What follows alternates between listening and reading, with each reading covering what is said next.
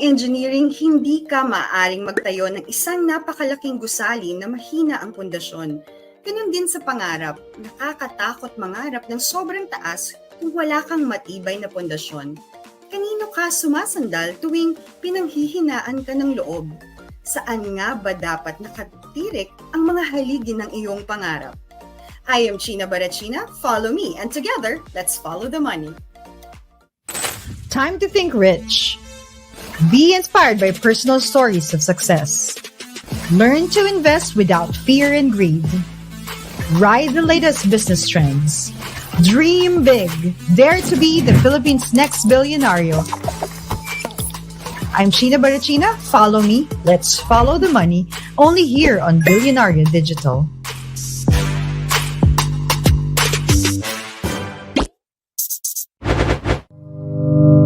Support system. Mahalaga ang pagkakaroon ng matibay na support system para makamit natin ang ating hamon sa buhay. Pero ang tanong, ano nga ba dapat ang pundasyon ng mga pangarap natin? Isang mayamang pamilya? Magandang eskwelahan? Mataas sa pinag-aralan? O sapat na nga ba ang simpleng sipag at tiyaga?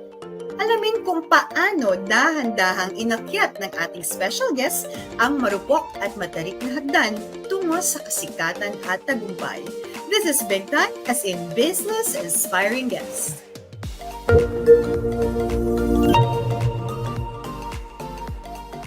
Fueled by a passion to redefine the possibilities in the construction industry. A revolutionary technology.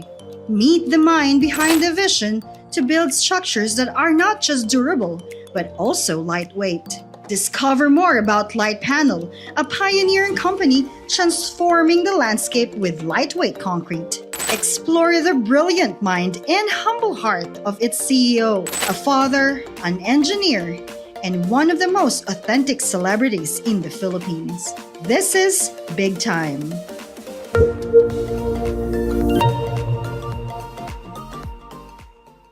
Hi, Slater!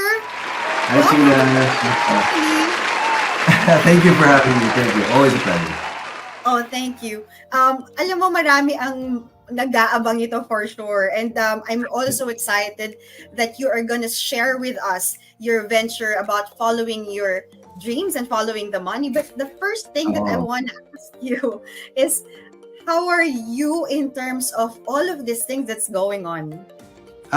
Busy, relatively motivated, and syempre, juggling a lot of things from social media to manufacturing to real estate and being a dad also. And ano din, a husband as well. So parang, yeah, it's challenging but fulfilling. But, can you tell us and share with us about your early stage in life, where your background, did you come from a well-off family, and, what did you study? And, things like that. Can you give us and travel us back in time a bit? Sige, mahaba-haba to. Actually, that's a big misconception, I think. A lot of people think we grew up very, very wealthy. But my dad was started off as an engineer, tapos nag-OFW siya. And when we were younger, nag-start talaga siya ng business niya here in Cebu. I remember, nag-apartment lang kami.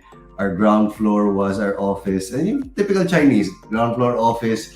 Tapos yung second floor, doon kami natutulog. And he started off repairing mga bubong. And then eventually to like smaller renovation jobs. And eventually nagiging construction company siya. So it took a while. So I saw some of the journey. So very inspiring din. Are you the eldest? Yes, the eldest. Oh, okay. So did you study in Cebu or in Manila? Cebu. My whole life Cebu talaga. So I studied here in Cebu kasi yung dad ko, habang nag-run kami ng business, he wanted me to be a part of the experience of running the business while going to school. Oh, okay. So with what you said, how did your upbringing shape your views on money and, kasi nakita mo how your dad nagsumikap siya and it turned to a good construction business. With that experience, how did you what was your view about the money then, probably towards now? I think the good thing about my dad and our family is we always bring each other back down whenever we plan on buying luxurious items. Parang nababalik sa reality, up, up, up, up, up. So we tend to be very simple, very frugal, relax lang kami gumastos, live within our means. I remember distinctly yung advice ng dad ko when it comes to money is that yes, you can risk on all these big business ideas, but always remember that mas malaki yung nire-risk mo if you're risking everything. Always have something saved up. And parang, ito yun yung safety net mo. Kahit papaano, it's not worth it to shoot for the crazy stars if it sacrifices where you're at right now. So, balance lang din talaga. Nice. Parang meron kayong touch point na parang, oy, wait lang, reality check. That's very nice. But what inspired you or motivated you to pursue a career in engineering? Is it from your dad and later led you on a real estate business? Alam mo yung pagbata ka, hindi mo alam talaga anong gusto mo sa buhay. So, engineer yung tatay ko. Sige, engineer na rin ako. Ganyan lang ako. Nung nag-start ako, ganyan talaga when I went to college. Sige, ganyan. Didn't have any clue what it is to be an engineer. Hindi ko pa nga alam at that time, even with my dad's guidance, because hindi pa siya hands-on, I didn't know what the difference was between an architect and an engineer. Sige na, engineer na. Kasi dad ko. Oo nga, no? So I assume maganda yung sulat mo because engineers have like the best penmanship. Na-capital lahat. Yeah, di ba? Pero sobrang inggit ako sa mga engineers when they do their handwriting. It's really readable. But going back naman a bit to your showbiz career, ayan, how did it start? So you're in Cebu, you're engineering, you're in the two-family business. Paano napunta sa PBB? Well, again, nung sinabi ko na I didn't know what I was getting into. Yeah. So when I started engineering and I was working on construction, hindi ko nafe-feel pa yung passion. I was kind of lost. Like, ganito lang ba habang buhay ko? Ito lang gagawin ko? Is it like construction my whole life? And timing while I was having this mga crisis, may lumapit sa akin din. Yeah. Well, batang-bata pa nagka-crisis na. May lumapit sa akin, sabi niya, do you want to try out Showbiz? And I felt like it's a good cambio to just exploring the world outside my family business, the world that I grew up in. And I asked permission from my dad and my parents. Nung una, ayaw na ayaw talaga nila.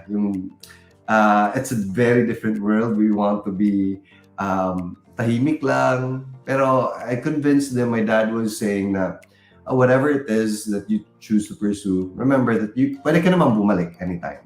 So that gave me like courage to try it out and know that kung just in case it doesn't pan out, meron naman din akong support system dito. So what was your, like, the first time you stepped into the studio or you were exposed to like the showbiz career na ikaw is coming from like a normal, typical, family that doesn't know about showbiz? What was your feeling then? Yeah, it was a big, big culture shock. As in, naisip ko talaga, the world is so much bigger than I thought. And the world is so much more colorful than I thought. Kasi harap ko palagi, mga engineers, mga architects, very calculated. So, ibang-iba yung the colorful world of showbiz. So it took a while of adjusting, and I feel like it helped me mold where I'm at today, from not just the engineering side, but just knowing that there are different kinds of people, the marketing side, talking properly. Dati sobrang mahihayin talaga ako. You couldn't interview me like this dati, but that really, yeah, it helped me come out of my shell. So yun. And then you said culture shock, and then so na-figure out ba which one do you love more, or which one is your first love when it comes to career? Is it still engineering after realizing all of these things and being exposed to show business? it took about mga 2, 3 years in the showbiz world na nasabi ko na parang hindi to para sa akin. It's a nice place to visit, but I don't see myself doing this for the long term. And I kind of had a feeling na hindi engineering talaga yung hilig ko. It was more of creating new things, innovation. So it's more like entrepreneurship. Yung nakikita kong gusto ko. Kasi at that time, while I was in showbiz, I tried to start a new company, and which eventually became what it is now, Litepanel. So, dun ako nag-start. Sinisideline ko yung entrepreneurship while doing showbiz. And it's also the best way to build network, diba? In Yes. show business. Oh. Tama. So you took advantage of that also. And not naman in a bad way, but you took advantage of the network that you have and being exposed to different types of industry. Kasi diba, when it comes to show business, you also have your sponsors, you also have different entrepreneurs yan, diba? Yes, And not just when- that, but it's just easier to do business when people know you. How did you identify who to trust? Kasi as an entrepreneur, 'di ba, you are to deal with partners, and also you've seen also in show business who how do you discern that in terms of trusting who to partner with, who to venture business with? How do you do it? Like, do you have a support system? I'm just curious. I would say I'm still trying to learn that area. Marami na akong instances na not so ideal from not so honest employees or yung mga partners na partners almost but hindi natuloy, yung mga ganyan na ay buti na lang. But usually I think for me personally, it takes a while for me to get to know people, and like experience-based talaga siya. So yeah, very, very choosy ako when it comes to business partnerships. I want to know the people a lot, not just because it's like, it helps both parties, parang partner na tayo agad. I think of it more like a marriage na Yeah. kailangan magkakasundo talaga tayo, and we're in it for the long haul, because I'd rather do things myself kaysa sa having a partner na medyo may conflict. Ganon din mo ba pinili si Chris? Yes, ganyan talaga mag-filter. So you were talking about partnering, knowing who to partner to, and now I wanna touch on authenticity. As an engineer in the Philippines, how do you balance yung progress and authenticity? I mean, how do you find that sweet spot between trying to help the country evolve industrially while still respecting rich culture and natural resources that we have? Because especially, di ba, when dealing with real estate, you have to develop land pieces. So how do you do that? Like, how's the balance doing, Slater? Yeah, so maganda yun na question, because I feel like it's our responsibility as real estate developers, engineers, architects, designers. Malaki talaga yung impact natin when it comes to how we design based on our culture, based on telling our story of being Filipino, and also respecting the balance of the give and take that comes along with every project. So I was talking to one of our consultants, Verde. So we're getting Verde for some of our projects right now, and sabi niya, you can never hit zero impact, but you can always do your best to balance it. And that struck a chord with me na nga talaga. It's all about just the give and take.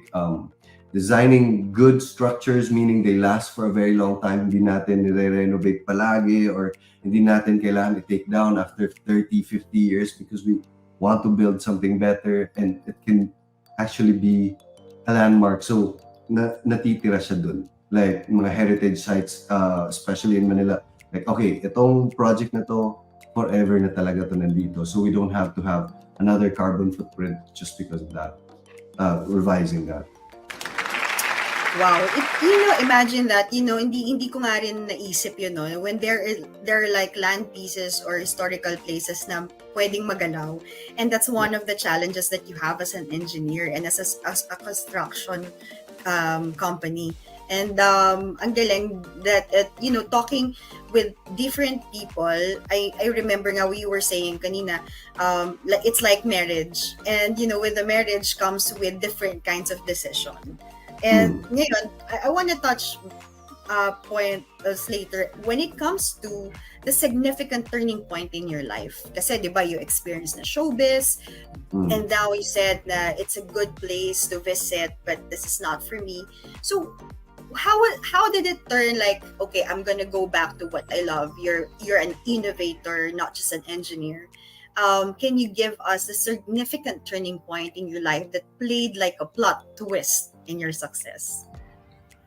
Well, parang if there was one significant moment that pops out in my head right now, kung kailan ako nagiging super motivated, super aggressive on trying to be a better person, trying to succeed more in life. I've always loved entrepreneurship, but I always took my time. Compared to the past 3-4 years when I knew that my wife was pregnant, nagbago yung mindset ko. Nagbago yung mindset ko because I wanted to be a better person so that I had something to pass on. Yun lang naisip ko. For some reason, like, okay, wala pang pangalan si Scotty that time, but alam na namin lalaki. And I was like, oh nga no, the more I know about business, the more I have things to pass on, the more I know about the world, the more kung may imamana sa kanya. Not monetarily, but the character, the skill sets, and all these other things. The more experiences I have, the more I have to teach him. So, yun talaga yung a clear turning point on how and why I became much more motivated. Wow. And then the world is changing, Slater. No, our habits, our motivations, and our options and opportunities in life. And what specific important values are you teaching to your child? Ilan na ba anak mo, Slater? Dalawa na. So your children, both boys? Both boys, yes. Wow. Nako, I can imagine the chaos. So maybe give your top 3. That ang ganda nung sinabi mo, like you changed your mindset when you became a dad, when you realized, oh, I'm a father and I'm gonna pass on my knowledge, my wisdom to the next generation. So give me your top 3. Top 3. Top 3 is always remaining grounded, always be simple, always yung ayokong nagiging nasa bubble sila. Kahit ano man yun, I want them to explore the world and remain, but still have a sense of groundedness, of humility. Second is always to treat everyone fairly. When it comes to bubbles, parang sinasabi ko na, always be humble, always, like, sa akin, I want them to know the real world. Because when we were growing up, medyo meron na kami construction company, ganyan. But when I was going to college, pinapa-jeepney pa rin talaga kami. Sinasadya lang dahil jeepney talaga kayo. Like, no cars. You don't drive your own car until you graduate college. I remember sometimes, tinatamad ako magpapahatid ng mag-jeepney. So, pinapahatid kami using like our dump trucks, our delivery trucks, So, alam ko sinasadya ng tatay ko do that to them also, just so that hindi sila matatrap in a certain bubble. Dad mo pala si Mr. Miyagi. Kilala mo ba si Mr. Miyagi? Yeah, ang ganda nun. Will you train the same way to your kids? Yes, I want them to do exactly the same thing. So right now, even si Scott, he goes up to my dad's place. Sila nag-garden together, nagpapanday. Dad ko mahilig gumagawa ng mga projects. So kasama siya dun. Nagdadala ng hammer. Yeah. So yun, a certain sense of groundedness, humility, and just treating everyone with respect. Ang ganda nun kasi alam mo, ang worry ko sa mga parents ngayon, young parents out there, they're too protective of their kids na alam mo, madapa lang ng konti, like so worried na while yung mga bata tayo, pinapabayaan tayo maglaro sa kalsada, madapa, umiyak, di ba?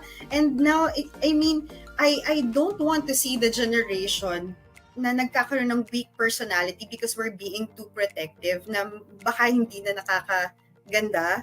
And Ah, hearing that from you, ang ganda na we are sharing it to the audience right now. And mm, I think there are like young parents that are watching the show na probably would make them realize so nga kailangan nga talaga that they'll be exposed in the real world as early as as 3, 4, 5 years old. So as a celebrity naman, Slater, and a young professional, I can only imagine how busy your calendar, sinasabi mo na kanina lahat ng activities mo, and then how do you now juggle to your personal life and work? Of course, it's impossible to give exact the same time, but how do you manage your 24 hours a day? Like, what's your typical percentage when it comes to dividing your time?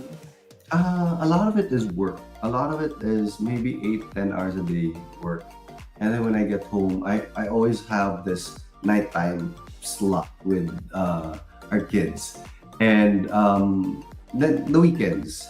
I always think of myself as compared to like the Ayalas, the billionaire of the Philippines, like bakit sila may oras ako wala? Kung ganyan, di ba? We have the same 24 hours. So I give myself that standard. So if I feel like I'm being overwhelmed, there's something that I need to do to optimize, whether it's something to do with productivity, with delegation, with just getting things done more efficiently. I know that I can squeeze in the time. Diba? Kasi pag gusto, may paraan. Pag ayaw, may dahilan. So, Dahil, yun. ay, nako, oo, totoo yan. So allow me to ask this Can you rate this based on what is most important to you? Yeah. Alam ko naman na pero I wanna hear it from you. Being an engineer, being a celebrity, being a father, being a husband, and being yourself. Kung ako, it always comes down to me first. The more whole I am, the more I have to give. The more complete I am, the more I have to give. So, first me talaga, then next would be, I see myself more husband because if kompleto kaming dalawa, me and my wife, it's easier to take care of the kids. The rest, ano na lang yun, just, parang, it's, you know what, I see work as like kind of like my hobby. So I really love what I do. So it's not hard for me to do. You hit the sweet spot. I remember Saint Catherine of Siena saying that if you are doing what is it that you love, then you're gonna bring fire to the world, like in a good sense. You're gonna take it to place. Ano naman And kasi real estate tayo, huwag yung fire. I mean, you're gonna bring light na lang. Pangit nga naman in a real estate. May forest factor pa yun. No? Wag na yun. Erase. But, but in terms of, can you, puntahan na natin. Can you share specific challenge you face in building Monterazas, Cebu? Did I say it right? And how you overcame it?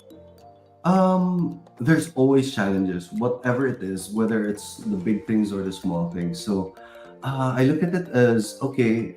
There's a problem. What do we need to fix? The biggest challenge I feel like when it comes to Monterazas de Cebu is that we're doing something that has essentially never been done before. At least, well, it has been done. It has been done, but we're trying to create something new.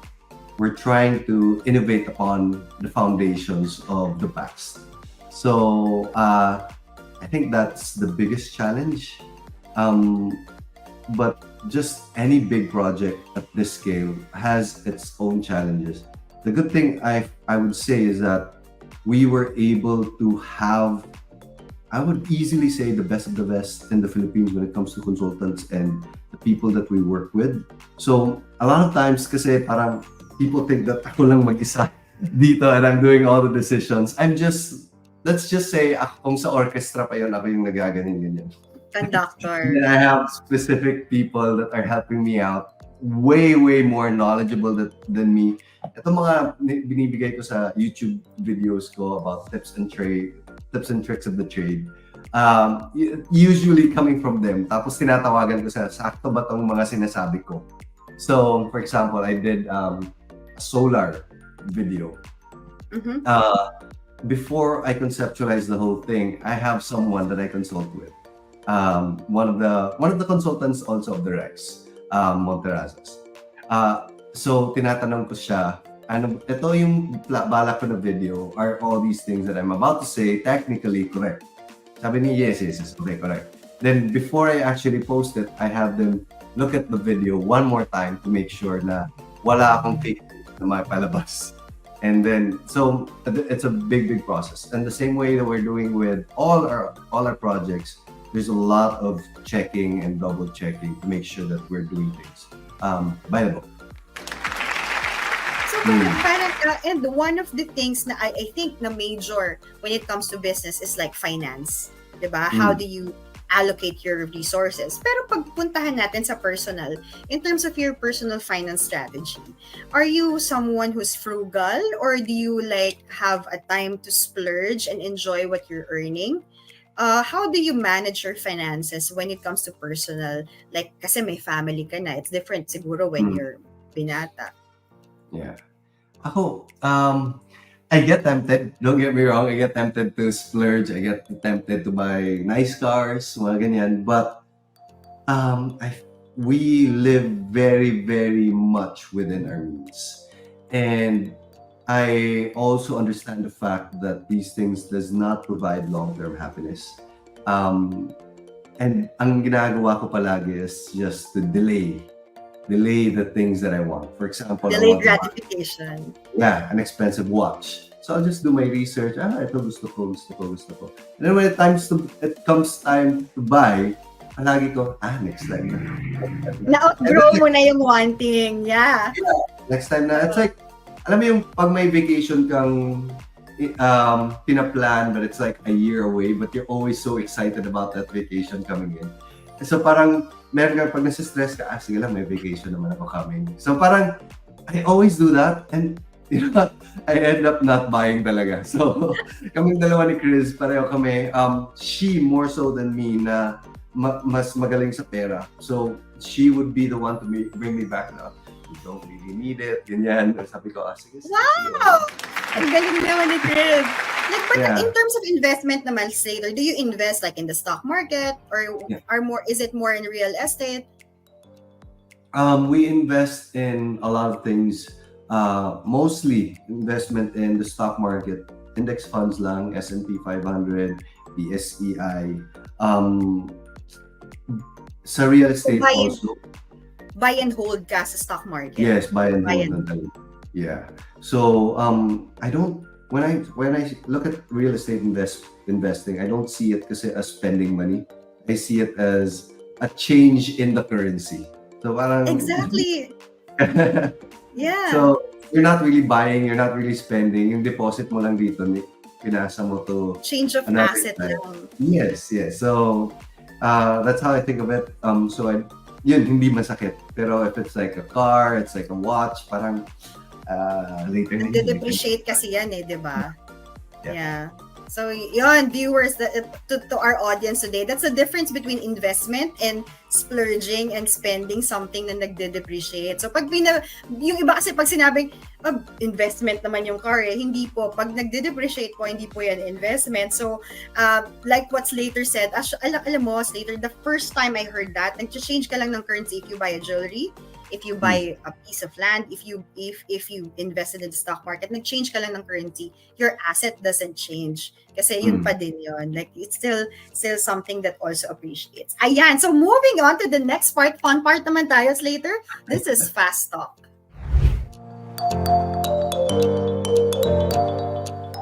So, on top of mind, no right or wrong answer, and then and no explanation, okay? If you could only choose one, who's the better Slater? The celebrity or the engineer? Engineer. Okay. The most favorite part of the Skypod? Yung kama ko. Talaga. Most favorite thing inside the Skypod naman? Ano ba? Swimming pool? Okay. Sports car or off-the-road routes? SUV, yeah. Off-road. Okay. 3 things that you do in the morning? My routine. So, coffee, Coffee. family, coffee, then computer. Alam mo, napanood ko yung vlog mo after nung nawala ng kuryente dyan, and then you're making coffee yata dun sa, I saw that. The last thing you do before going to bed at night? I go to the sauna. Detox. Yeah. As a guy, when does size really matter? Ano ang mas nakakalalaki? A big physique, a big heart, or a big bank account? A big heart. Pero okay na rin yung big bank account. That's second. Okay. Describe Chris in one word. My partner. Mag-budget ng pera or magdagdag ng pagkakakitaan? Magdagdag. Complete the sentence. So this is not necessarily what's in the Bible, but what is your truth? Money is the root of all blank. For you.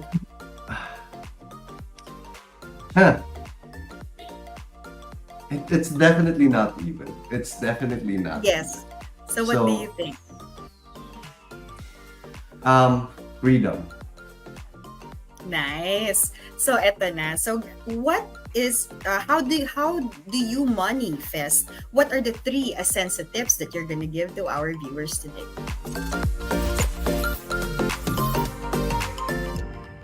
My first step, this is actually what really changed my thinking about like business and stuff, is to be comfortable with the uncomfortable. Like a lot of people work hard, but if you don't push that comfort zone, hindi ka nag-grow. So that's one. You have to be confident that you can do it and you're the one to do it. And lastly, never stop learning. Never stop learning. I love that kasi it talks about humility, that you can't not know everything all the time. Thank you so much, Slater. It's a pleasure of having you and meeting you here in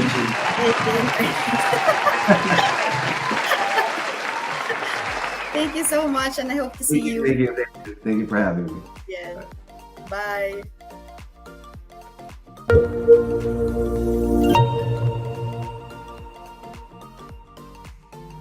Isang unparalleled transformation ang nangyayari ngayon sa mundo. Dati, kailangan mong maging artista katulad ni Slater para makilala. At para kang maging artista, sandamakmak na auditions din ang kailangan mong pagdaanan. Pero ngayon, sa isang post lang ng Facebook, pwede ka nang sumikat. Pero alam nyo ba na marami pang ibang gamit ang internet aside from getting fame? Isa na dyan ang getting more sources of income. The immense investment opportunity that this technological transformation brings no longer a choice, but a necessity. Alamin kung paano nga ba kikita gamit lang ang iyong cellphone o laptop. This is Fearless Forecast.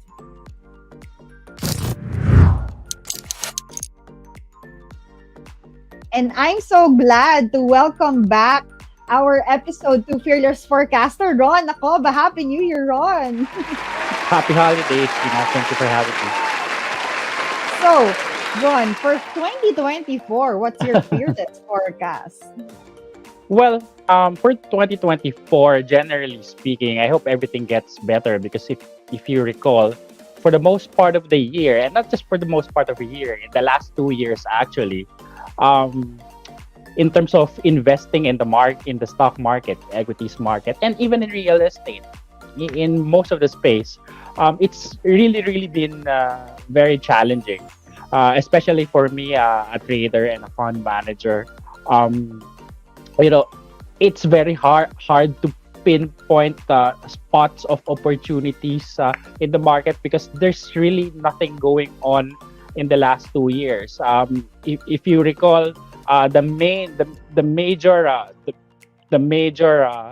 hindrance or hurdle that investors were not just investors but consumers were facing were high level of inflation, both abroad and here, and with high level of inflation of course, high level of interest rate. So ang hirap. But finally, we may be seeing the light at the end of the tunnel, because just a few weeks ago, coming from the U.S., the chairman of the central bank of the U.S. Federal Reserve essentially shifted to a more dovish stance, which generally means na parang yung sentiment niya towards keeping a high level of interest rate parang nagbago. So with that, market participants now are projecting rate cuts to happen finally next year, and that's what we've been waiting for. And it could be the catalyst that investors, both local and foreign, would finally go back, take risk, and with risk taking, finally mag-recover na ang mga investments here. So that's what we're looking for 2024 in general. Can you tell us further about the PSEI, Ron? Well, the PSEI, as I've mentioned, in the last 2 years, it's just been choppy trading, diba? Choppy trade. Of course, we're coming off of a pandemic, which led the index to fall to a low of 4,000. I'd say we're out of that bear market already. We're in the recovery phase. Unfortunately, yung recovery na inihintay namin or natin in general following the pandemic was actually capped or short-lived, because all of a sudden inflation globally nag-spike. One of the main triggers why inflation globally spiked was crude oil spike all the way to $120-$130 per barrel, primarily because of yung war between Russia and Ukraine, which started January or February last year, and it's still ongoing. It's still ongoing, by the way. And following that, nagkaroon ng supply problems both internationally and locally in terms of supplies. If you recall, prices of food, especially of vegetables, of garlic and onions, for example, at one point, diba, surged from like 100 pesos per kilo to more than 1,000 per kilo. It's very crazy, diba? So after all that, na-experience natin lahat yon in the last 2 years. Yeah, so hopefully things will improve, and that the PSEI will finally gain traction as we enter the first quarter of next year. Yan yung inaantay natin, Rono, because kasi Yes. patapos na after ng pandemic, ito Tricky, naman napilay ulit. Napilay actually. Oo. Actually, we were as fund managers, we were really excited after the pandemic, because following the pandemic, we were expecting a full recovery back to pre-pandemic levels, Yeah. diba? The index was Para siyang nagpipigil na tumakbo, di ba? Parang gustong-gusto Yeah. ng tumakbo, but then, yun nga, nagkaroon ng pagkatisod dahil sa yeah, totoo Yeah. yan. So from a technical analysis point of view, while we remain to be as you can see in the charts in front of you, remain to be still bounded within a multi-year downtrend, parang malapit na. So parang malapit na, and looking at how individual stocks are positioning, individual stocks are also starting to improve and to base in terms of their technical characteristics, which leads me to believe that indeed we may be nearing a turn to a fresh bull run, hopefully next year. Yan. Lahat tayo inaabangan yan. It's been a while. Ang tagal ng bull run, and then ang tagal din natin siyang inaantay, di ba? So, Yeah. which is I think for me, it's a natural phenomenon. Kasi, if you're running, like, yung speed stop modes should be also longer, sabi nga nila. Yes, exactly. So it's essentially in the last 2 years, it's testing everyone's patience, di ba? So obviously yung mga weak hands wala na, but the smart money, the investors who have long-term horizon and smart money in general have been positioned or are starting to position. And as you mentioned, the longer that we wait, the closer that we get to the end actually. And pag mas matagal actually yung consolidation ba that we've been into, for me, through experience, the more powerful the resulting event would be. So in terms of expectations for next year, we're expecting a bull run to happen, and given the fact that we've been trapped within a listless environment for the longest time, I'm expecting something quite powerful to occur actually next year. And I'm positioned. I'm positioned. My clients are in position for that. Nakaka-excite lang. 'Cause a while Yeah. ago, I was talking to Slater. He's also into stock market, but he's more on buy and hold, and he's holding like Yeah. S&P 500 and ETFs. Mm. Kaya yung mga sinasabi ni Ron kanina, for the sake of the viewers, that the weak hands are ito yung mga hindi talaga sila pang long term, at ibig Yeah. sabihin bumitaw na sila, nagbenta na sila, at probably Yeah. nasa ibang asset classes na sila. Yes. Let's continue. So, Ito na. what you can see in front of you is the fundamental projection. So previously in the last charts, diba, more of historical price movements ng PSEI. Now from a fundamental perspective, meaning yung study of individual companies that comprises the PSEI, the top 30 biggest companies, imputing the consensus individual target prices for them, it's actually very positive, because institutions who made these projections are basically ang estimate nila for the fair value of the PSEI as of now is at around 7,979. So that's really a notable upside from a current level of 6.2. Imagine that. We're presently the index at 6.2, and major institutions ang gumawa nito, ang estimate nila for the 12-month moving forward would be the index to reach 7979. Now, it doesn't necessarily mean that the index would indeed reach that particular level, but at least yung estimate nila or yung position nila from current level is that the index and individual stocks are undervalued relative to what it should be. So may laggards, may Yes. nahuhuli. Yeah, may nahuhuli. Yes. And it's actually, we are airing on the last trading day of the year. So parang this is like to cap lahat ng mga consolidation that will take place for you to position yourself in the coming trading for the next year, 2024. Ayan. Next.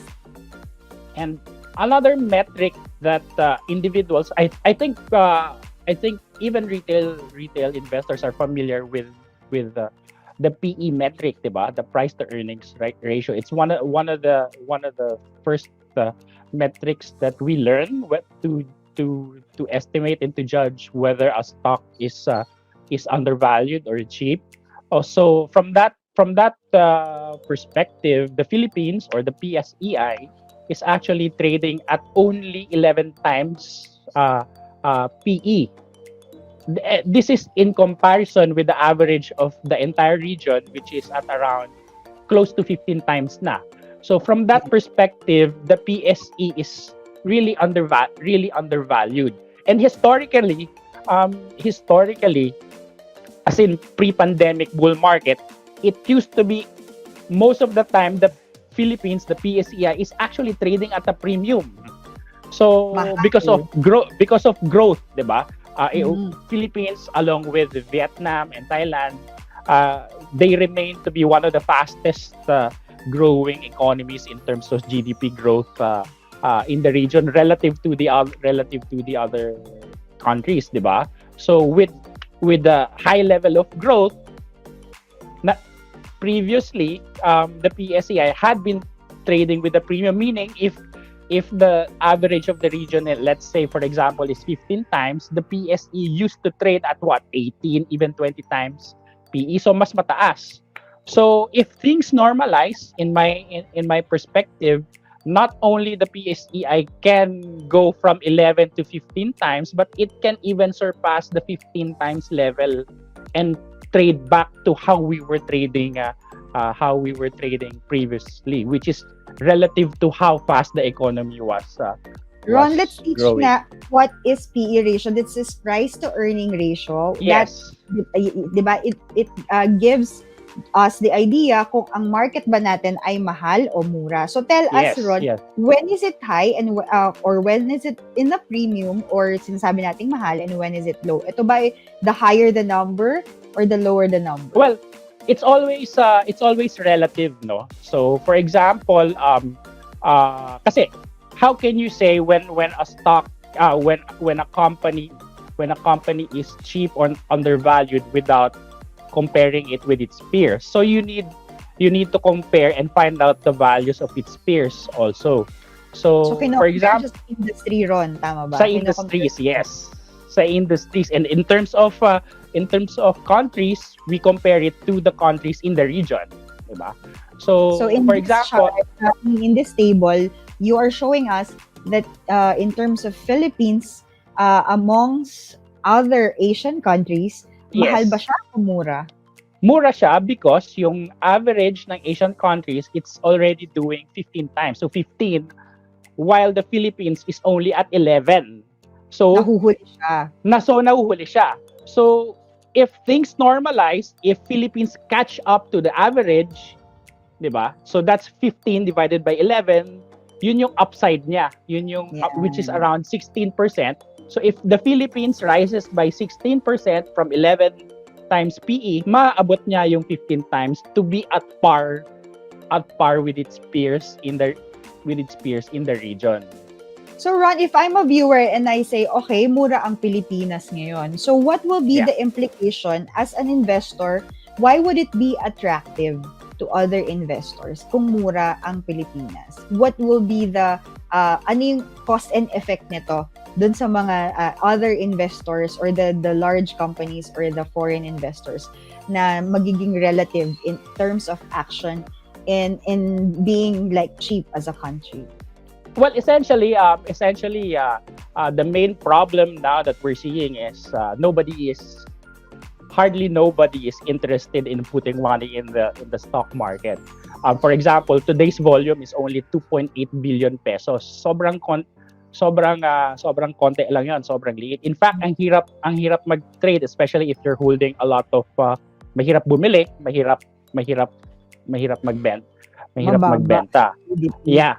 Mahirap yung mababa yung price, mababa yung volume, mahirap bumili. So if things improve, if participation in the market improve, then liquidity will improve. And when pag nakikita na ng mga tao na things appears to be, syempre may konting FOMO yan, di ba? If things improve, doon lang pumapasok doon lang naggagayahan and pumapasok. Unfortunately, ganun talaga yung psychology. Nobody wants to go in if things are pangit, di ba? When there are blood on the street, contrary to Warren Buffett saying na buy when there's blood on the street, in reality when there's blood on the street, it's actually hard to buy kasi natatakot ka eh. Because you're talking about your own money, tas nakikita mo na madaling sabihin, but doing it is actually very, very difficult. But actually it's the right thing to do. In fact, personally and with my clients also, the most money that I made in my career was in 2020 when there was blood in the street. When everyone was selling kasi takutan sa pandemic, di ba? So yun. Ayan na, ang golden opportunity. So not just, we have an opportunity in the market in general because it's cheap, di ba? Like the PSEI, ang upside niya is up to 7.9, giving it an upside of around 29 to 30% from present level. But more specifically, dun sa mga investors with a higher level of risk, you can actually zoom in into specific industries. In my opinion, one of the industry would be centered around gold. Why gold? Because as I've mentioned several times kanina, one of the major variable that dampened the market in the last 2 years was the high level of interest rates, both in the US and locally. Now, moving forward for 2024, actually in the last several months, both in the US and here, inflation rate in the US have already improved. Locally, local inflation has already improved. With improving level of inflation, ang susunod na mangyayari niyan, ibababa na yung interest rates because there's no more point to keep interest rates high kung mababa na yung inflation. So with interest rates potentially turning lower next year, ang tataas then is yung gold. Why gold? Because gold is valued in terms of US dollars. Kung mas nagmura na yung US dollars, mas magmamahal na essentially yung gold. So kung magmahal yung gold, syempre magbe-benefit yung mga miners ng gold. In the local market, they are the likes of Apex Mining, which is owned by Enrique Razon, and Philex Mining, which is owned by MPL. Oh, this is just the chart of gold that I mentioned a while ago. So as you can see, it's actually just of its all-time high, which is at $2,000 per ounce. So it's encountering some selling pressure at the present level because it's been the resistance in the last 3 to 5 years.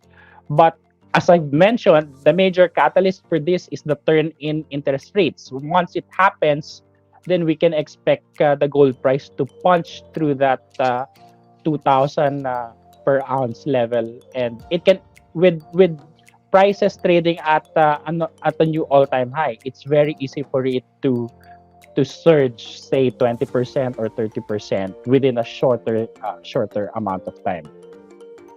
Okay, and this is Apex. So what do you think is the entry point for APX or Apex Mining?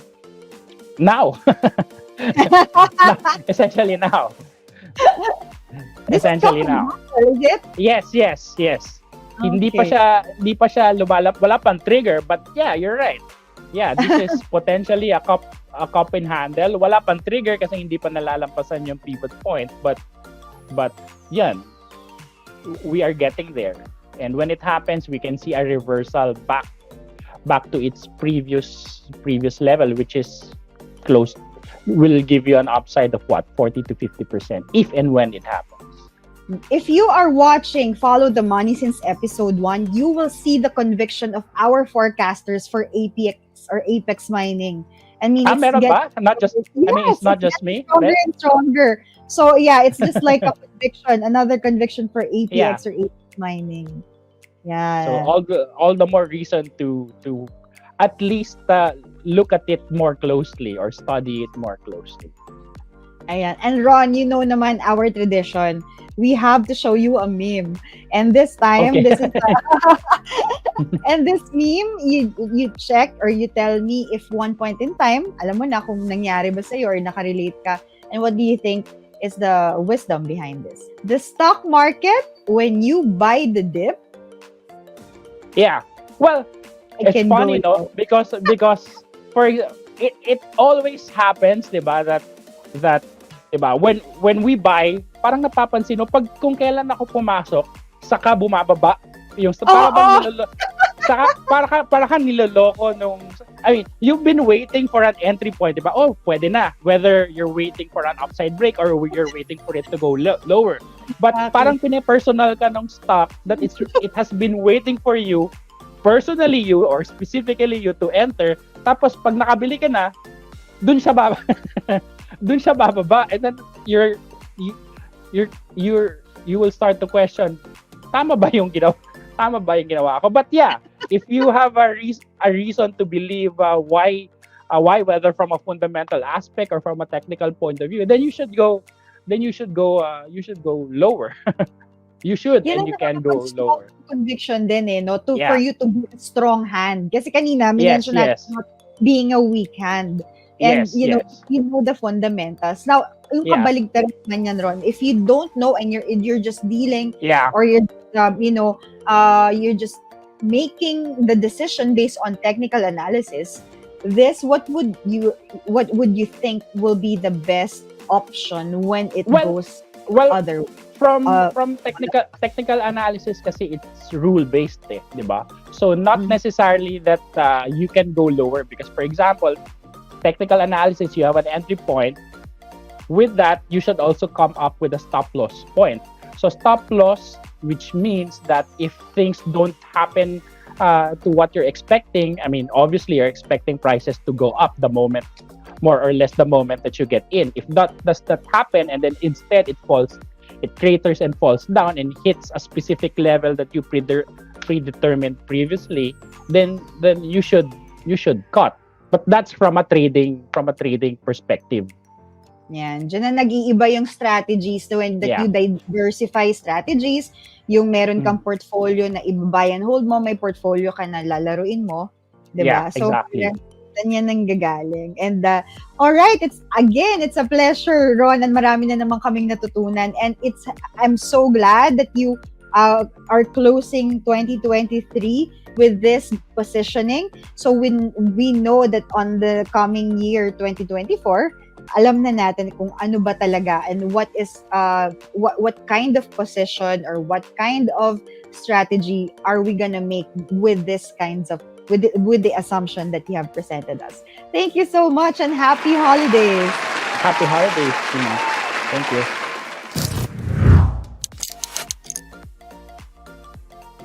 Ayan, guys, natapos ang year natin, and it's, we've covered a lot, and we think that we are will be continuing to give this kind of mindset para naman maging masaya ang ating upcoming year. Kayo, do you have a story that you can relate, or do you have an inspiring, business story that tell us and send a message and leave the comments in the comment section below.